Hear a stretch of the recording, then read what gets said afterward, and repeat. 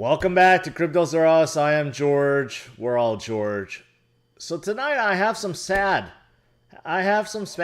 news. Actually, sad news, but it's good for Bitcoin. That's why I titled tonight's video "So Much Lost, So Few Left," and that's actually a really good thing. But I do have some sad story, a very sad story to share with you guys. So let's discuss what's going on with Bitcoin. Why so much loss is actually a good thing, and why you should be paying attention and stocking up. So thanks for tuning in. As always, smash a like, subscribe to the channel. 2 streams every day, 11:30 and 8:30 p.m. Central Standard Time. So make sure you hit that notification bell and follow me on Twitter, Facebook, Instagram, TikTok, CryptosRUs, and maybe soon OnlyFans. All right, guys, let's do this. Welcome once again tonight. Things are looking pretty darn good, just like this morning in terms of the price action. Bitcoin is still right under $35,000, still holding about this 34,800-ish. Right, this morning we saw Bitcoin top out around here and came back down, and it went up. And basically, Bitcoin is trying to recover. It's still stuck in this overall range of 41 and 31,000, but we know it'll recover. Right now it's okay, it's doing its thing. But tonight I did want to share with you this one sad story, and it relates to my big topic of tonight, and that is this. I have never heard of this guy before. Billionaire Bitcoiner Marcia Popescu reportedly died by drowning today. So around 8:30, he was reported dead after being in Costa Rica after he drowned when the waves carried him out. And he was only 41 years old. So he's just a little bit older than me. So looking at this story, basically he was involved with Bitcoin very, very early on. He sold a company that was, I believe, an exchange for 125,000 Bitcoins. 125,000 Bitcoins. That's how much this guy had, and unfortunately his life is gone. So that's why I said it's a sad story. But a lot of you guys have asked this about Bitcoin. What happens if you die? Right? If no one knows your seed phrase, your recovery phrase, no one knows the private key, guess what happens to that Bitcoin? It's gone. It's gone forever. No one will be able to access it, right? And that has happened throughout Bitcoin's existence. Since 2009 till now, there are millions of Bitcoin that has been lost because people threw out their hard drive. They threw out their paper that contained their seed phrase, or they simply have died. People are thinking that Satoshi himself may be dead, which is why his million Bitcoin has never moved, right? So unfortunately, we have another 125,000 pretty much gone from circulation, right? So this is what I'm talking about, and you guys probably saw my thumbnail that also talks about this. So looking at this article from Treasure, according to research, 4% of the available Bitcoin that's out there is lost every single year. And according to New York Times, out of the 18.5 million Bitcoin that has been mined so far, about 20% of that is lost. And I've seen figures that say that that's even higher, that we are actually seeing somewhere close to like 5 to 6 million Bitcoin that has been lost over the years, right? So this is what I'm talking about. There's so much Bitcoin lost. People are not paying attention to it. People are paying attention to the fact that, okay, and I brought up CoinGecko because CoinMarketCap is still having problems. But out of the 18.5 million Bitcoins that has been mined, about 45 million of that is lost forever. No one will ever be able to recover them. So out of the circulation, there's really about 13 to 14 million, not the 18 to 19 million that is supposedly be floating around. And think about it, in total, there's going to be 21 million, right? So I do have this. Yeah, so we're actually around 18.7 million Bitcoins in existence, circulating, but out of that, it's like 4 to 5 million is lost. There's about 2.2 million left, which will give you a grand total of 21 million, right? But out of 21 million, by the time we get there, it could be 6 to 7 million Bitcoin lost. So there's actually not that many floating around. This is something I've been stating for a while now, that Bitcoin is scarce. It may not seem like it, but it is. The number of Bitcoins that lives on exchanges gets smaller and smaller and smaller every single year. In fact, I just covered an article about the number of Bitcoins on exchanges is about 30% less than this time last year. Despite the fact we came down from 60,000 down to 30-something thousand, yes, right? But Bitcoin is being removed from the exchanges, and they're getting put into long-term cold storage or custodian services, right? And on top of that, you have more and more Bitcoin that's just being lost each and every day. So you put it all together, yes, Bitcoin is scarce. And it's getting more scarce because besides just lost Bitcoin, what about these guys? What about Michael Saylor and MicroStrategy that keeps buying more and more and more Bitcoin? So here's the funny thing. MicroStrategy has spent a couple $1 billion to acquire 105,000 Bitcoins. Yes, 105. That is worth $3.6 billion today. Even after spending all that money, that's still less. That's still less what Mercia, I'm bad with names. That's still less than what he had. He had 125,000 Bitcoin. Shows you how rich he actually was with Bitcoin, right? But my point is, going down the list, these guys are not stopping. Even HUD8, which owns 3,500 Bitcoins, they just added another 500 Bitcoin to their balance sheet, right? Even miners are buying Bitcoin to put on their balance sheet, right? So Bitcoin is also being bought up every single day or week or month by public companies, by governments and countries, by ETFs and funds that keep adding more and more and more, including these Bitcoin ETFs. We have Purpose Bitcoin ETF that only came out, I don't know, for a month or so, not too long, and already has almost 20,000 Bitcoins within that fund. Let's not forget Grayscale with their massive 654,000.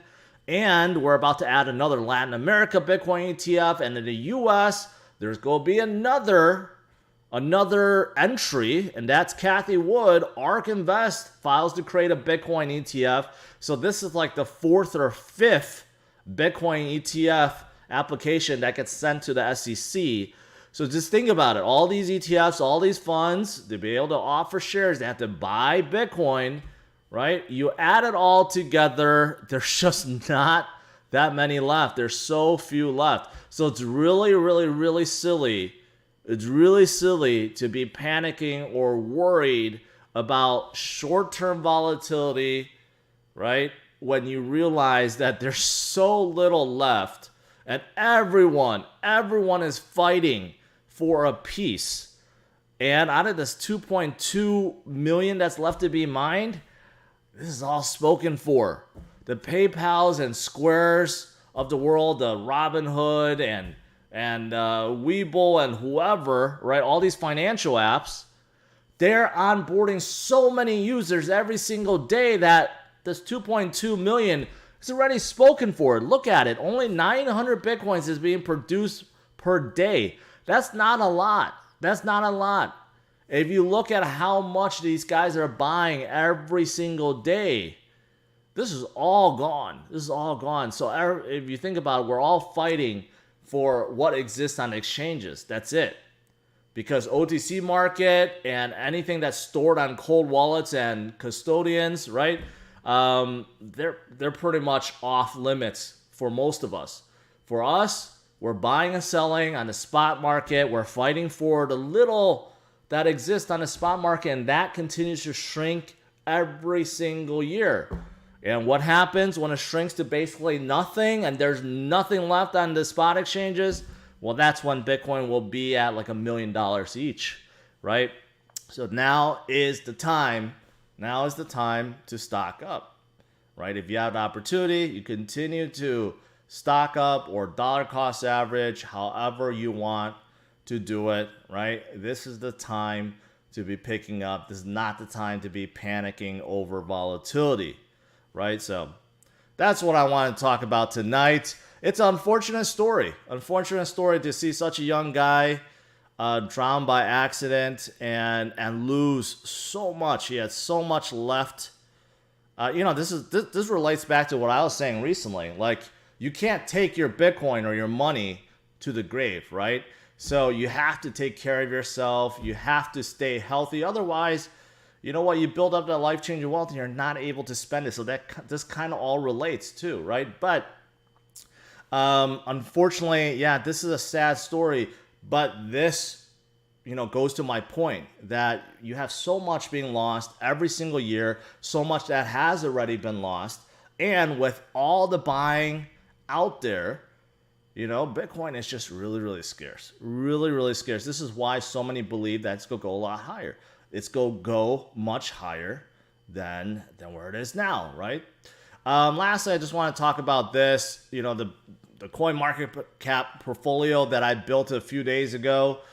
I think this is accurate. Everything that was missing this morning, I added it back, and then it automatically added it back, so I had to remove them again. But overall, I think the portfolio is at $5,500. So again, to remind you guys, I started this about 3 days ago, right? I started with $5,000. I followed my 50-25-25 rule, and here we are, 10% higher in 2 days, 2 or 3 days. That's not too shabby. And Wednesday, what's today? Today's Monday. Wednesday, I'll add another $100 and we'll do some DCA and we'll continue to do so going forward. All right, that's really all I wanted to say. Pulling up CoinGecko, not CMC. Overall market cap is 1.46 trillion, up 3.3% from yesterday. And things are looking pretty darn good today. Pretty darn good if you look at the last 24 hours. Ethereum, of course, is still dominating above 2100. Just this morning I talked about the London fork, right? London fork coming up, EIP 1559. That's a big deal. But if you go down the list, you got a lot of winners. Even today, Polkadot is up 8.6%. Pretty big. Uniswap, 7%. Litecoin, Solana, up 7%. Chainlink, Polygon, 6 and 4%. It goes on and on and on and on. So besides Bitcoin, you got some big movers here. Cosmos up 11%. I've been telling you guys about the Gravity Dex. Aave up big. Bitcoin SV, I have no idea why it's up big today, but you have Celsius that's up pretty big. Neo that's up pretty big. You got some good movers. Look at Kusama. Kusama's up 31% today. Wow. Big movers today. But anyways, this is what I've been saying, right? Besides Bitcoin, dollar cost average. Dollar cost average is the name of the game. You ignore volatility. You basically buy and hold like a robot. You take emotions out of it. And I've been showing you guys for the last 2 years, 3 years, 4 years, 1 year, 6 months, had you been dollar cost averaging into some of these big caps, even mid caps or Bitcoin, you will be up substantially, and none of this volatility really matters. All right, guys, that's it. Let's do some quick Q&A.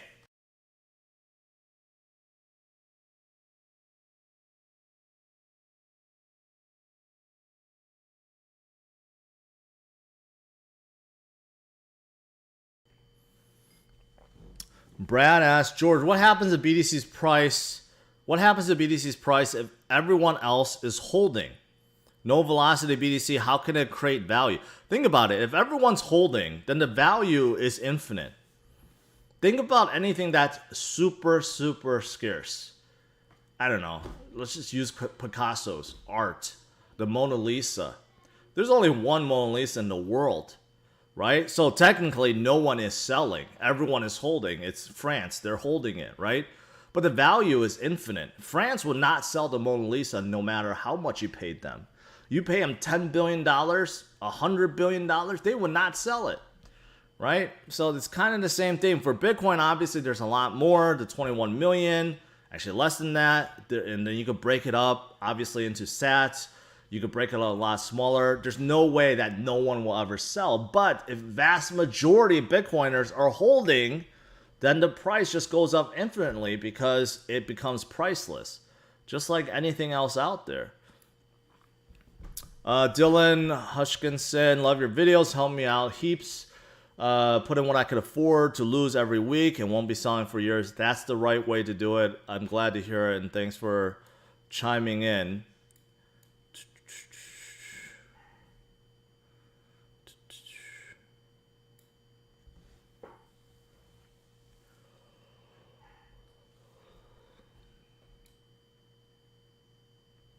Scrolling down. I am George, and I approve this stream. Gravity Dex for Cosmos. I'm really looking forward to that. I thought it was gonna come out by the end of the month. It may be pushed into July, but it is coming. It is coming pretty soon. BC in the Matrix says, I overpay for burritos every day. How about you, rather than overpay for burritos, you don't overpay, and then you use that spare cash to buy Bitcoin and DCA. I think that's a better investment and better for your health. Do you think when China opens up the crypto markets, that projects running on top of VET will pump with VET or no? It depends if it gains traction. Just because it's a project and running on top of VET does not mean it automatically gains traction. It still depends on if people are liking it and using it and adopting it. Bayu asks, I have VET. What do you think about VThor? I think VET is a much better hold than VThor. VThor, there's, it's used for transactions. And recently, not too long ago, VeChain made their transactions cheaper, which is good, but makes VThor less useful. And VThor is inflationary.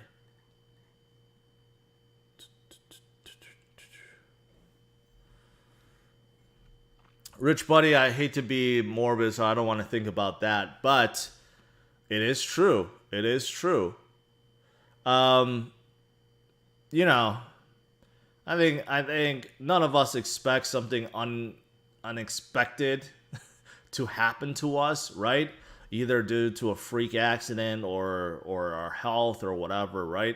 Most of us, we have our crypto secured in some way or fashion, but we may not be passing that information along, right? At least not in a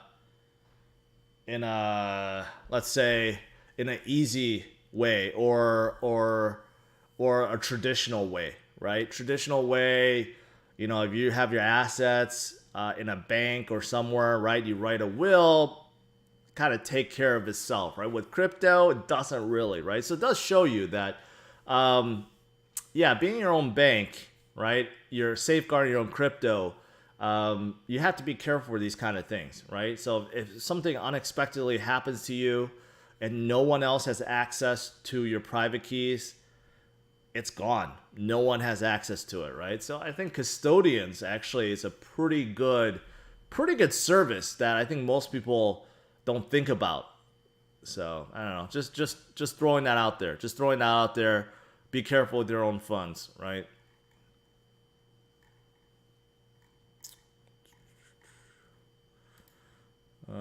What I miss? Phantom and Anchor for a small portion of portfolio. I don't think they're bad. I like Phantom. A lot of DeFi projects. Anchor is more for staking. I don't think they're bad for small caps.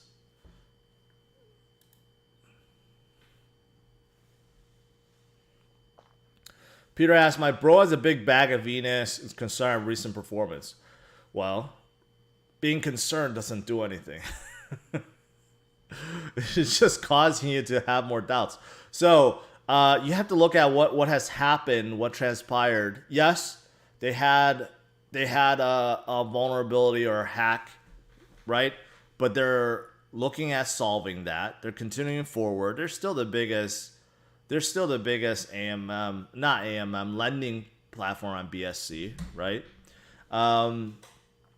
So you got to give them time, right? Now, if you think that they're done and they're not going to recover, then yeah, maybe you have to take your losses or you just sell out for something else. So yeah, you kind of have to decide, but I think that they're going to continue on.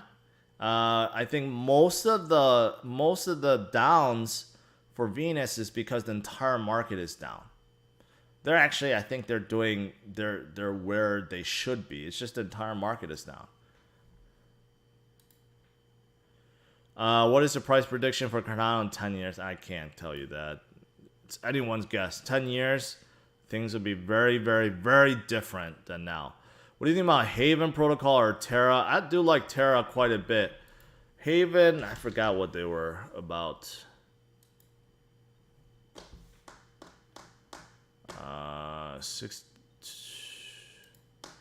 70 million market cap.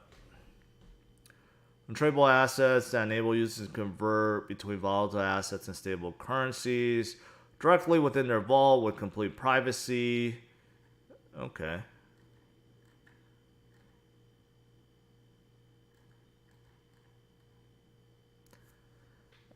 It's kind of like a swap or a terminal, but somehow it does it so that it's private. It reminds me of like Tornado Cash, and there's another one that does this. It's kind of like hides your transactions, you know. It's okay. It's not something I'm terribly interested in. Any FUD for the next 2 weeks? I don't know. FUD comes out of nowhere.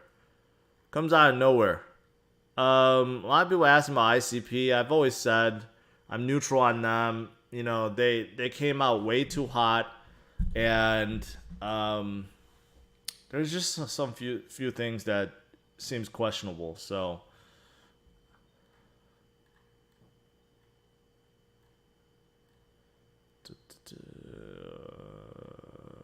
I gotta scroll down a little bit.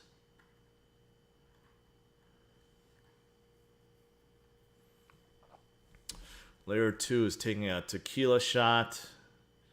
This sounds pretty good. George Data's AMA told of 1 to 2 new partnerships, and Mitch spoke about game-changing partnership. Who can it be? I have no idea. I don't think he means me. So, I don't know. I mean, they have some big partners already. I mean, if you look at the enterprise nodes for Theta, they got some of the biggest players in town running a node. So I have no idea who it could be. If I put my vet in a wallet on my phone, can I retrieve it if I lose my phone? Well, if you set it up normally, it will tell you to write down your recovery phrase. As long as you have that, you lose your phone, you could always install a new phone. Enter the recovery phrase, you'll be golden. But if you didn't write down a recovery phrase, then you would be you would not be able to access it. So make sure you do so. If you don't remember it or you didn't write it down, you should do so ASAP. If you had to choose, Sarah asked, if you had to choose between ADA and ETH, which one would it be? I'll go with ETH if I had to choose for now. Maybe 5 years down the road, it'll be different, but right now I pick ETH. How many more cycles do you think we have left before we hit a plateau of gains instead of parabolic growth? Oh, who knows? As Bitcoin gets more and more scarce, and as more and more people, citizens, countries, companies, institutions get involved, I mean, who knows? That could be 2, 3, 5 cycles. That could be when Bitcoin is above $1 million. Could be at 10 million at that point. Who knows? Do large high-tech companies pose a threat to many crypto projects if they come out with their own blockchain system? Maybe. But they're private, non-open source projects, so For the, I guess for the tech company that comes out with it, they could use it, but for everyone else, they're probably not going to adopt it. So that's the difference, right? I won't say that they won't pose a threat, but right now, I think it's more likely that some of these projects, right, get embraced by the big high-tech companies, and there'll be some kind of mutual collaboration. I think that's more likely at this point. Have I heard of Proton? Good project no one's know about. Someone asked about it before. Honestly, I don't know too much about them.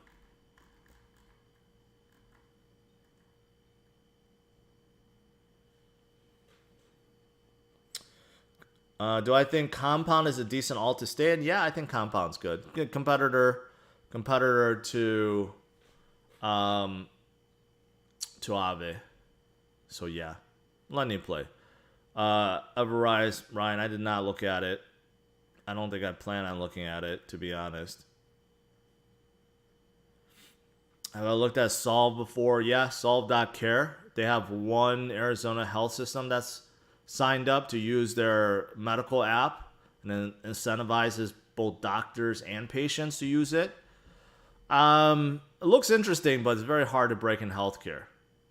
I was in IT and healthcare for a very long time, so it's very, very, very hard to break in that field. But maybe they could get more networks and hospital systems on board. Where is the best place to stake ADA, and can I cash out any time? Yes. You could do it in any staking pool. Okay, the Cardano has thousands of staking pool, but the one I'm partnered up with, which seems to be doing very well right now, is Swag Pool. So take a look at them. Also, there's some nifty videos in terms of how to stake, and you can pull out any time. In fact, it's your ADA could be on your ledger and you could be staking. So you're in full control of your funds. So that's fantastic. Anything else?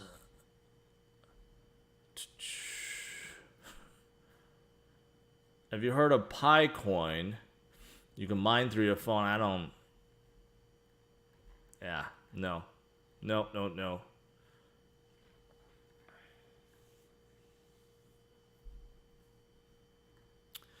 Anything else? Is it good to hold ICP? I already commented on ICP. I'm not so sure of that project. I'm more neutral. CRO is a long-term viable exchange. I think they'll stick around, but their volume and the number of coins being tradable on their exchange is lacking versus some of the others. I think they'll stick around. I think they're sticking around. But like Voyager continues to add a lot more tokens. Even Coinbase, Gemini, they're adding a lot more tokens.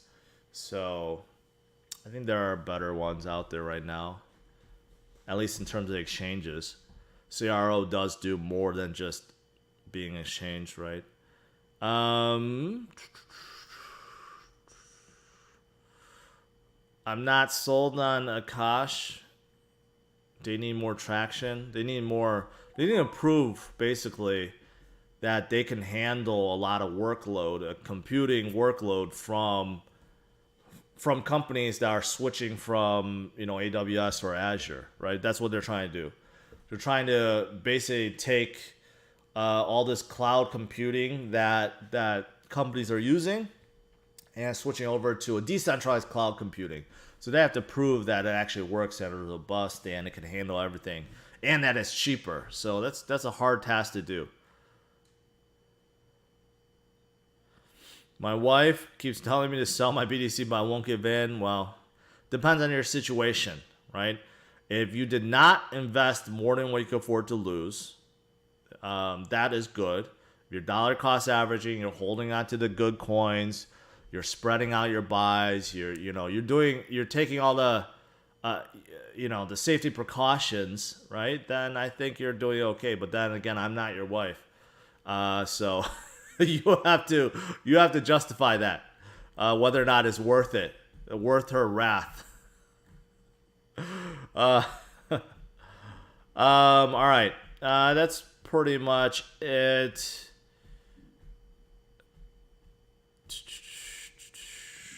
Cake, already mentioned that, I think. No, Pancake Swap. I like Pancake Swap quite a bit.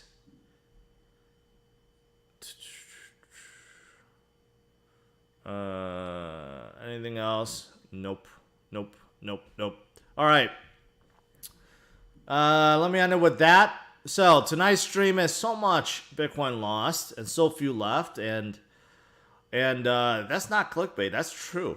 I mean, just today, it's an unfortunate story. We have a Bitcoin billionaire with 125,000 Bitcoins. This is gone, out of circulation now, right? Because this is like a freak accident. It's unlikely anyone else has access to his private keys. So, you know, stories like this, instances like this, is happening around the world and no one even realizes it. But we know it happens. Almost 4% of Bitcoin is lost every single year. And estimate about 20%, I would say higher, 20 to 30% of Bitcoin is lost forever. And on top of that, you have so many companies and institutions and everyone else that's buying up Bitcoins, right? And you have funds that's buying up Bitcoins. Pretty soon, countries are buying Bitcoins, right? So there's just really not that many left. There's very few left. And so much has been lost, right? So this is not the time to worry about little volatility here or there, okay? This is not time for that. If you're here to build life-changing wealth, you're here to invest in your future, you want to break the chains of a 9-to-5 job and its paycheck, which basically locks you in forever. You know, if you're here to accomplish all that, then pay attention to Bitcoin, pay attention to crypto, right? And focus on the future. All right, guys, thanks for tuning in. As always, smash the like, subscribe to the channel, and I'll see you guys tomorrow, 11:30 a.m. Central Standard Time. All right? Have a good one, guys. Take care.